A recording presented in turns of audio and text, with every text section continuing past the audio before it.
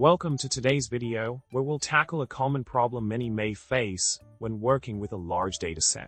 The problem we'll be looking at involves processing a significant number of files in a directory, causing a bottleneck due to slow file access speeds. This issue can be frustrating for those looking to efficiently run scripts on multiple files within a folder.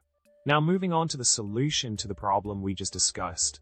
By leveraging a smart pipeline approach, we can significantly improve the processing speed.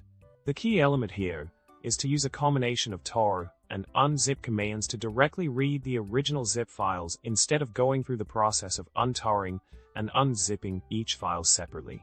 This simple yet effective solution can help us avoid unnecessary disk read and write operations, ultimately speeding up the overall processing time.